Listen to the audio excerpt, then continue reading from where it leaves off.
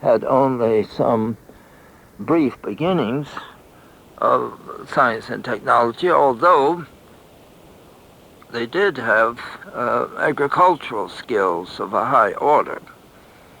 Whereas the Europeans had developed more domesticated animals, the people on this continent had almost no domesticated animals. They didn't have the chicken, they didn't have the horse, didn't have the pig or the cow or the sheep or the goat.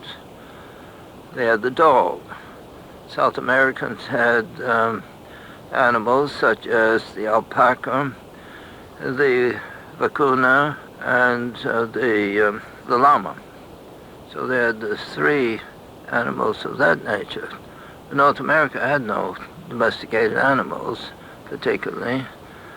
So this was a disturbance to the biosystems of the planet. The Europeans, they brought many of their own biological species to this continent, but to a certain extent these were turned into a disturbance of the continent, particularly when they became feral, when they became wild. The wild pig became terribly destructive, and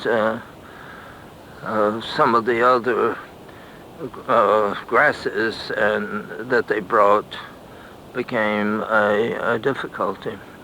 So what we need to do, it seems to me, is to rethink how we entered into the North American continent, and rather than thinking simply on a global scale, I think there are some advantages in thinking through some of our problems simply on a continental scale.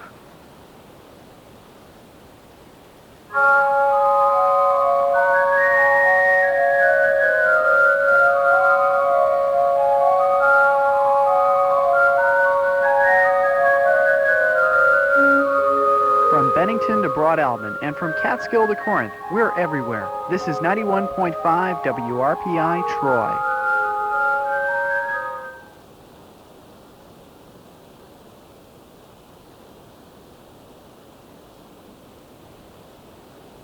This poem is entitled Riverdale December, and it is a winter poem, a nativity poem. It's a poem that I once sent for a Christmas greeting. It's entitled Riverdale December, and it's the place is on the river, so almost everywhere we get the river and the surroundings. Riverdale December. A dim day, yet serene. The river dark, the earth moist, the air still. Everywhere suppressed feeling, intensity, a sinking within. The expansive summer is gone. The oppressive winter arrives. We await only the great white blanket to cover us in the warmth, no longer of the sun, of the earth, the warmth of the cave, wherein the divine presence once again comes into our world.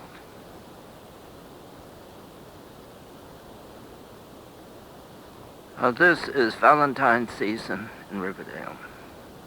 And once again, I introduce it in terms of the night.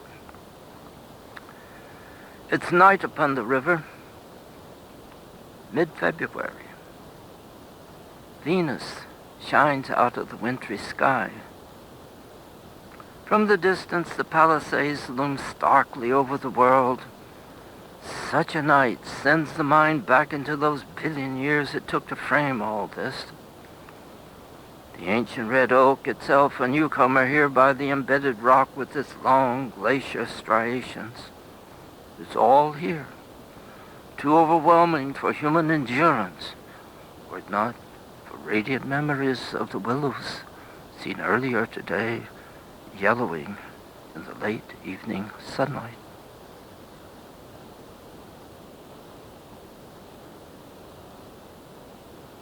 This is an estuary of the Hudson River. It's a rather extensive estuary, and the seagulls come in.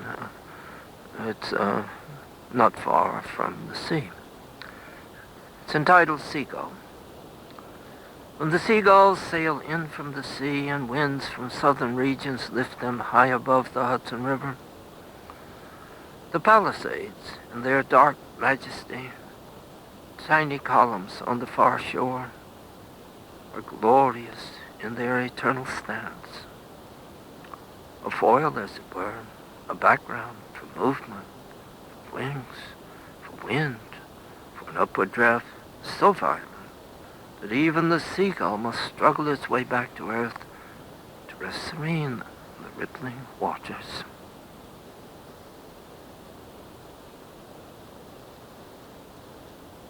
This is a verse done after I was reading from the logs of Henry Hudson, or the log of his ship when he first came into the Hudson River. And the Indians invited them ashore. They were, of course, terribly impressed, and they went out in their boats, and some of the sailors came ashore, and this recorded the things that happened.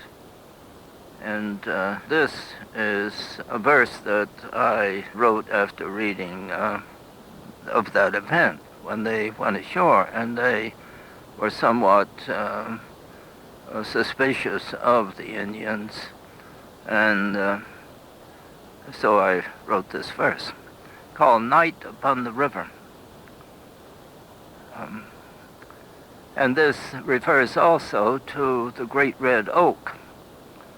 I live myself in this area, not far from where this event took place.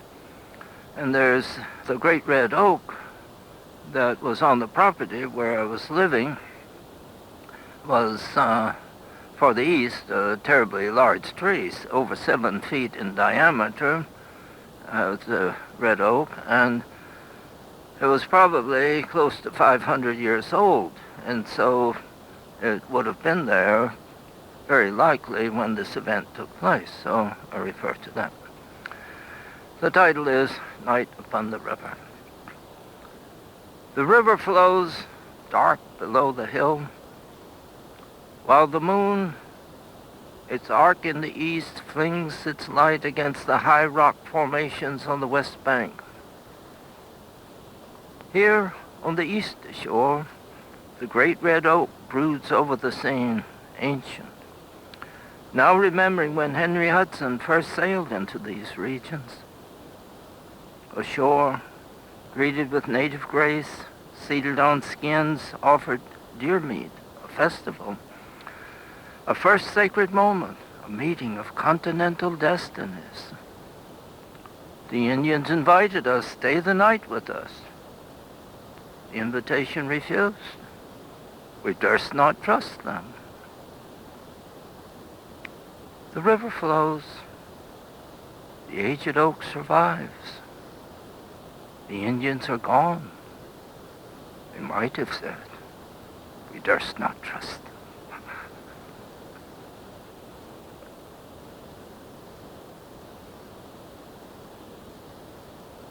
This concludes Side B. The program is continued on Tape 3.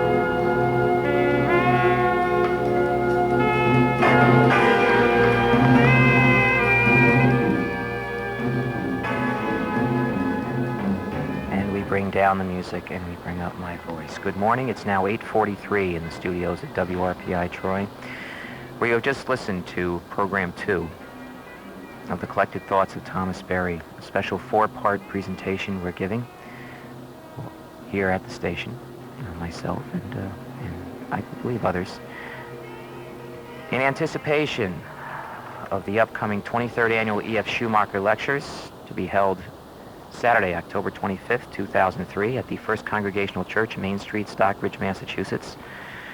The Commons, Rights and Responsibilities. The featured speakers will be Thomas Berry, Peter Barnes, and Andrew Kimbrell. Thomas Berry, a passionate priest and cultural historian, is deeply concerned with the relation of the human world to the natural world. He has long been the voice of ecological wisdom in the religious community and beyond. In 1970, he founded the Riverdale Center for Religious Research and was its director for 25 years. In 1988, he published the influential The Dream of the Earth, which described how the human community might live in a mutually enhancing way with the planet Earth. Following on the success of that book in 1992 with scientist cosmologist Brian Swem, Father Berry published The Universe Story, from primordial flaring forth until the Ecozoic era.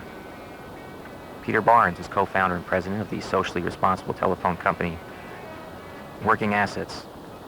But even before his successful role as a social entrepreneur, Peter Barnes was interested in the commons and its appropriate form of ownership. In the 1970s, he convened an influential conference on the subject of who owns the land. Now retired from Working Assets, his 2000 book from Island Press was titled Who Owns the Sky? Our Common Assets and the Future of Capitalism. The book is a remarkable look at the future of our economy, one in which we can retain capitalism's virtues while mitigating its vices. He's currently at work on What We Share, toward a modern theory of the commons. And also featured that day will be Andrew Kimbrell. Andrew Kimbrell effectively employs the legal system to confront some of the worst abuses of monopoly producers. His organization, the International Center for Technology Assessment, www.icta.org, regularly challenges government agencies to protect consumers by testing and labeling genetically modified food, regulating greenhouse gas emissions, preserving strict organic food standards, and implementing other food and environmental safety standards. His brilliant 2000 E.F. Schumacher lecture, Cold Evil, Technology and Modern Ethics, which we played any number of times here at the station. I want to thank my good friend Gary Goldberg for getting a CD of that. Points to the dangers in society when the user of the modern technology is distanced from the consequences of its use. Andrew Kimbrell has been working with Father Thomas Berry to explore legal structures that will protect the rights of non-human species, and will share the results of this thinking in the panel discussion. A day that I'm truly anticipating. 3 remarkable men, open to the public, not free, but for, well, I think for a really remarkably low price. Registration is recommended. You can get in touch with the E.F. Schumacher Society by phoning area code 413-528-1737. Again, that's area code 413-528-1737. Their website, their beautiful little website, is www.smallisbeautiful.org. You can email them at EFSSociety, that's EFSSociety at AOL.com. They're located at 140 Jug End Road in Great Barrington, Massachusetts. They've been doing good work for a while. I think I'm really looking forward to this October 25th, 2003 at the First Congregational Church, Main Street, Massachusetts, Stockbridge, Mass. The E.F. Schumacher Lectures, The Commons, Rights and Responsibilities.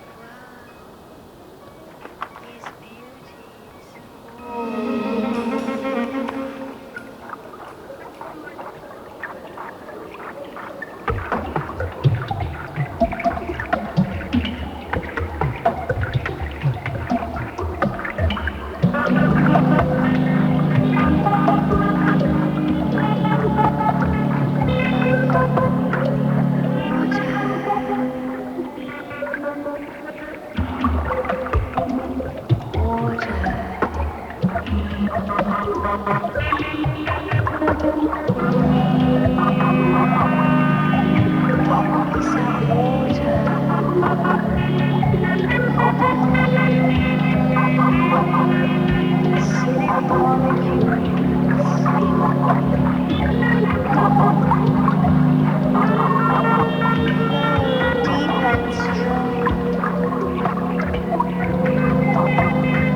mirror.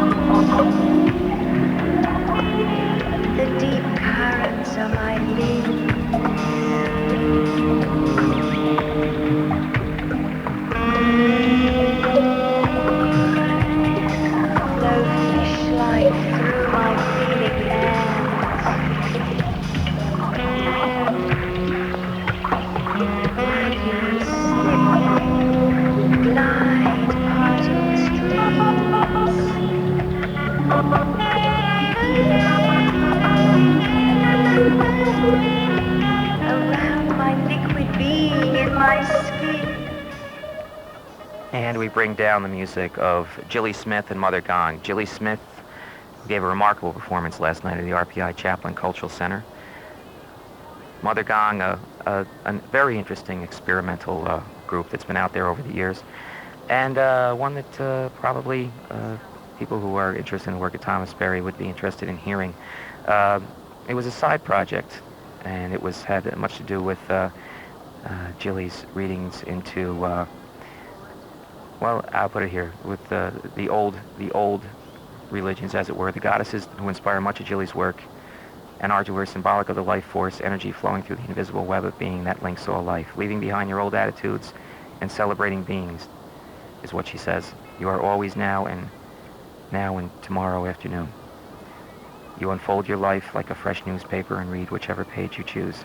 Surf the far waves of emotion, explore mysterious dimensions from the danger of your own head. Which I think, coming off a reading by Father Thomas Berry, is interesting. That we heard today is beautiful. In the background, a track called Water. But I hope you did enjoy Father Thomas Berry, and I have with me on the phone the woman who is bringing Thomas Berry to us. Good morning, Susan Witt. Good morning. And well, I'm glad we could talk again. Thank you once again, you folks at the E.F. Schumacher Society, for bringing Father Berry to us. We just heard the second week of our presentation of the Collected Thoughts of Thomas Berry. You had some thoughts on it, Susan. You were telling me just a moment ago. Yes.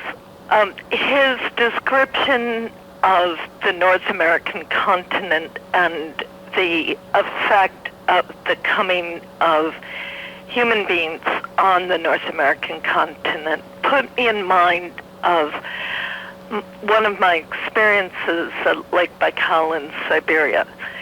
In 1992, I was asked by David Brower to travel to Lake Siberia, and Lake Baikal in Siberia. Baikal is located just north of Mongolia. It's in the heart of Siberia. It's in surface size about the size of Lake Superior, but it holds 20% of the Earth's fresh water. It's a mile deep. There are freshwater walrus, freshwater seal, fish that are found nowhere else in the world. About 400 rivers flow into Baikal, only one flows out. It's continually deepening, not closing in. It's probably a site of two continents coming together. So I have known of Baikal since '78 when I took the Trans-Siberian Railway, and was very pleased to have the opportunity to go with David Brower and others. My specific task that was set me was to work with the Buryat women around the lake in setting up and financing cottage industries. This invitation came as a result of our work here in Great Barrington with the issuing of local currencies as self-financing tools for small businesses, the Delhi dollars, the Berkshire Farm Preserve notes. So I was thrilled to go, of course. When I got there, and I also invited on the same trip was Danny Tuzinski, one of the farmers who used the Berkshire Farm Preserve notes. When we got there, the group was split up, and different local hosts came to greet us and take us to the region. And Danny and I and a woman named Rita, a farmer from Iowa, all went to the Olhon Ryan on the western shore of Baikal.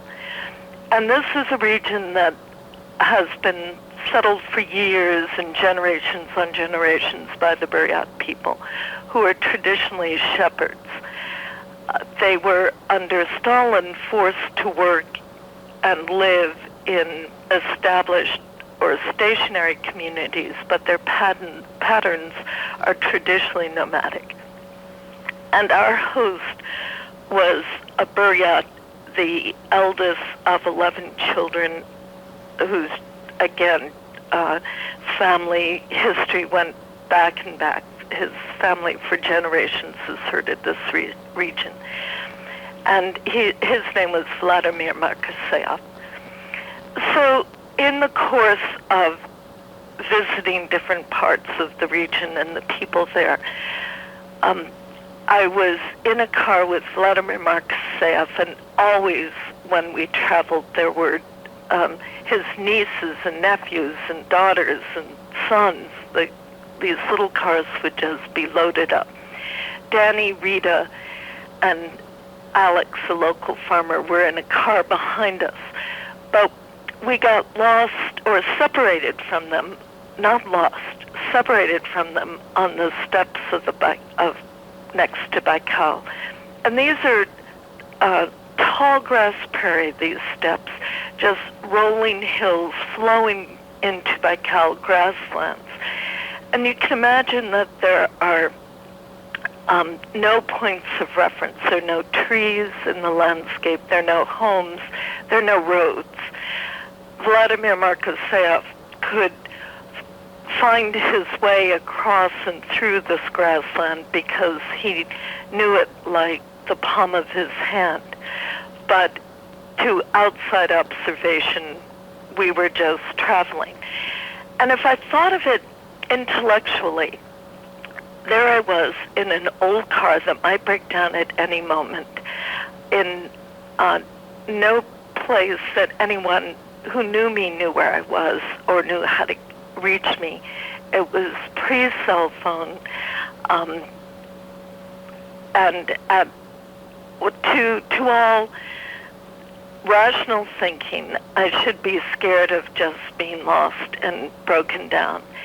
And I remember being there and suddenly getting this overwhelming feeling of security, of being cared for, of personal well-being is the best way to describe it.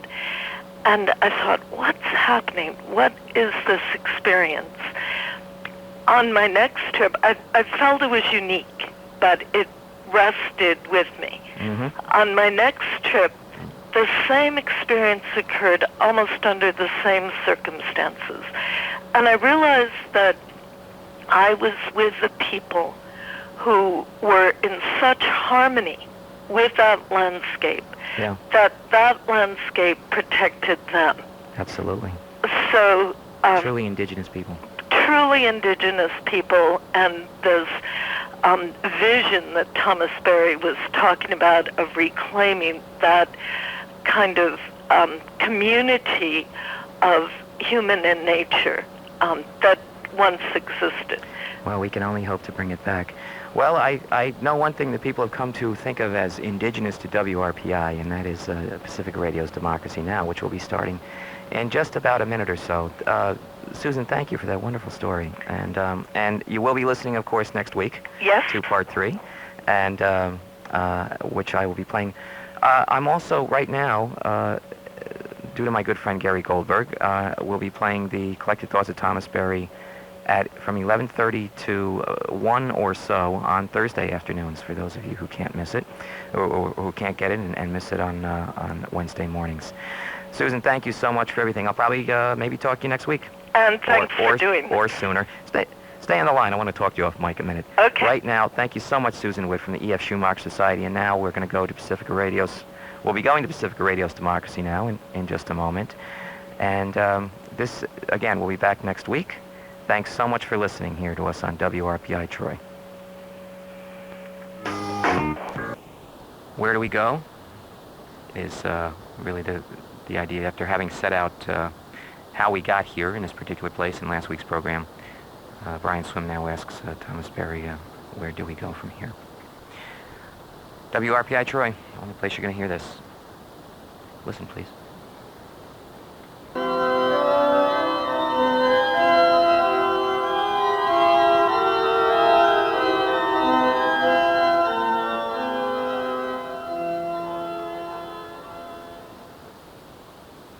So we have a situation where we are in the middle of a vast destruction, and it's based on an assumption of a discontinuity between the human and the more than human world, being dynamized by a millennial vision, which is now in the historical order to create a wonder world of consumer items. So the question is now, given this very dire situation, where so much destruction is taking place and it's being supported by our fundamental establishments, the challenge of our time has to be to begin to deal with this. And this is a major discussion, but maybe we could begin that and ask simply, what do we do now? How do we move forward? The answer to the future is understanding of the past. If the problem is discontinuity, the answer is continuity. It's that simple. We have to rethink ourselves within the planet Earth, and we have to forget saving the human and start saving the planet. It's like people in a rowboat. There may be problems with distribution of food, somebody may be ill, but if something happens to the boat, you'd better take care of the boat, because if you don't take care of the boat, everything else is irrelevant. Now, so the problem of humans is take care of the earth, and the earth will take care of us. But this present disturbance, this present assault on the planet, and all our electronics thing represents a type of assault on the planet. And certainly our nuclear energy, it's just a terrifying assault on the planet. And always we have this overwhelming self-entrancement. We can do it, we can do it. We can go into space, we can outdo gravity.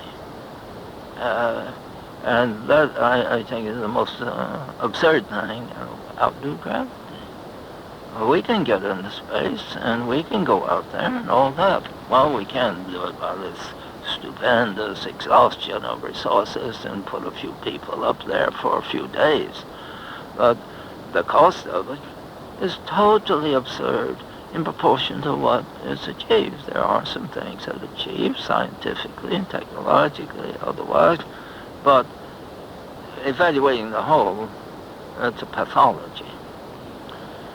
And this whole issue that we're talking about is the human pathology, how it came about, and how do we cure it. The essence of the pathology is the human self-fascination with itself, and it expresses itself in this discontinuity between the more than human and the human, and its remedy is in a discovery of the integral planet Earth. When I say save the planet Earth, I have in mind saving the planet Earth in the sense of saving the humans, because the humans are integral with the planet Earth, and the planet Earth is not simply a mechanistic mode of being.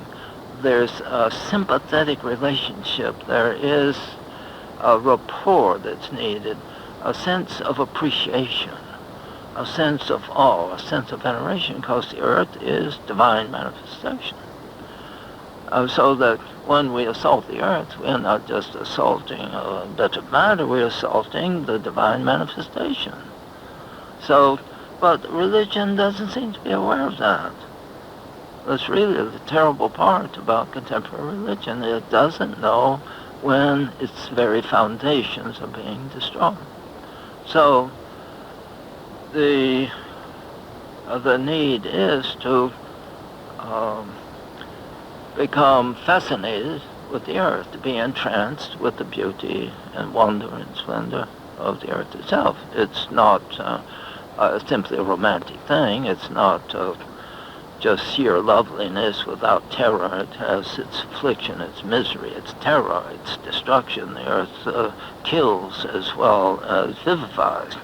But in the total interaction between humans and the earth, there is this rapport where we can deal with and absorb miseries even while we are interacting and are finding ourselves strengthened by it's an adventure. It's an adventure in which we can very well die. But that's why do people climb mountains? Why do they do this and that? They imperil themselves. We don't have to ask for the imperilment of life because it's there from the beginning. And so that there are these difficulties. So when I talk about the earth, I'm not talking about something that's just meadows of flowers and beautiful experiences of dawn, sunset, and walking peacefully on a tranquil seashore or something like that. I'm talking about the real challenge, the real depth of responsibilities that we need to assume in this regard. So, going back to the question, what do we do about it? I described earlier the fact that we're at the terminal Cenozoic, and the answer is the Ecozoic, which I describe as the time when humans would be present to the planet in a mutually enhancing way, a mutually enhancing mode. And that phrase, mutual enhancement, I think, catches the essential aspect of the planet. If the planet doesn't function, we're not going to function. If the planet doesn't have its well-being, humans can have no well-being. You cannot have well humans on a sick planet. If we don't take care of the planet, we can't take care of humans. Now, this is the first law of all our professions, is the fact that the human is a subsystem of the earth system. You cannot prosper the subsystem by devastating the base system. But to go back just to something perhaps even a little more elementary is in my statement of it, what I would say is the first condition of doing anything about the present situation is to understand that the universe, in particular the planet Earth, but the universe is a community of subjects, not a collection of objects. It's a community and a communion of subjects. That is, the non-human world or the more than human world is not just so much mechanism. Things have an inner principle of spontaneity, have a capacity for presence. It's why when we put flowers into a room, and in some very real sense, the flowers speak to us. Beauty speaks to us. The very wood that we make our furniture with, its beauty, it speaks, it's present to, it lives in us. And that capacity to relate to, and on an intimate basis, with the non-human world, or with that more than human world, or that which is the larger pattern of things that we live in, it's a capacity for presence. Everything has a capacity for presence. Everything speaks, everything has its dignity, its attraction. So that's the first thing, is an attitude, an experience, an awareness, a consciousness, a relationship that can be described simply that the universe is a communion of subjects, not a collection. I use subjects in this sense, over against objects, not a collection of objects. Objects have no rights. Subjects are persons, have the quality of capacity for presence. And every being has this. So that this capacity to appreciate that's primary. Second thing is that to understand that human is a subsystem of the Earth system in every way. Every way. Whether it's in religion or morality or education or art or law or whatever, the human is within the Earth system. And of course the Earth is in the solar system, but to appreciate this is elementary, say in economics. And the most absurd thing of all is that our schools of economics don't teach the first law of economics, which should be impressed on everybody that study economics. There's one thing that they should be impressed on the mind, is a very simple thing, that the human economy is a subsystem of the Earth's economy, and that you cannot have sustainable human economy on a non-sustainable Earth economy. That simple. And you cannot prosper the human economy if the Earth economy doesn't prosper. It's one system. There's not a human economy and an Earth economy separate from each other. It's one single economy, just like health. There's only one health system of humans and that which is not human. There are not two health systems, a health system for humans to be achieved on a non-healthy planet. It can't be. And human religion, apart from the primary religion of the Earth, won't function. We become religious by joining the religion of the Earth. And the Earth itself participates in the divine, and the total Earth, including the human, is the primary sacred community. It's not two sacred communities, the human sacred community and non-human, not two. There's only one sacred community. There's only one health, there's only one economy, there's only one education. And this education, this bringing about this capacity for beings to understand each other and relate to each other in some understanding way, is mutual. The non-human relates to the human. That's why in a real educational program, humans and animals will be educated together. In fact, they generally have been thought of, I don't know how widespread, but we need to understand that the emergent planet Earth and its future development depends precisely on the human component developing in relationship with all the other components. There are not two evolutionary processes. There's only one evolutionary process. And everything participates in it, and everything supports everything else in it. So that is the important thing, and that leads into the third thing. The third condition of the Ecozoic, of bringing the Ecozoic into existence. Now, the Ecozoic, we have to remember, is the period of when humans will be present to the planet in a mutually enhancing way. So that's the basic condition of the future. And there are these three aspects of this mutual enhancing relationship.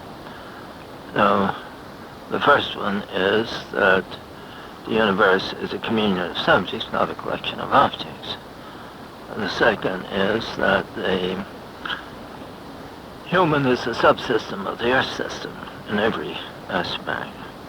The third is that the planet Earth will never again function in the future the way it's functioned in the past. So this is the most difficult thing to manage. The planet Earth has been irreversibly changed, and the human role in the universe has been irreversibly altered in these past few centuries. Now, when I say that the planet Earth will never again function in the future the way it functioned in the past, what I have in mind is that the planet Earth, until the present, has been a self-functioning process where the beauty of life, the rainforests, the oceans, the marine life, the coral reefs, all the wonders of the planet were brought into being apart from human presence, or the human presence was brought in as part of it, but apart from human control, because we didn't exist until very recently, when all this had already been accomplished. So the question is, or the difficulty is, that our intrusion into the functioning of the planet has been so profound that very little will happen in the future where humans will not be involved. This has to do with something I generally say in this way. I generally say that we cannot make a blade of grass, but in the future there's liable not to be a blade of grass. Humans do not accept it, protect it, foster it, and in some manner at times assist in healing the conditions that threaten the life appearance. So we are deeply involved, say, in the future of the fish population. Just how we manage this is going to be a very, very difficult thing. Even wilderness has to now be protected, and it's a strange thing, a strange situation when wilderness has to be protected, because wilderness of its nature is something that is outside the range of human control and is itself the context in which humans function. But to think of wilderness functioning within the human context is a rather difficult concept, but such is the situation. So we need to develop a new education program. In fact, the Ecozoic era is so different that it's going to lead to a vast change. For instance, we need an Ecozoic dictionary. Our language has changed. Take the word society. Society now means human society. And in the future, when we say society,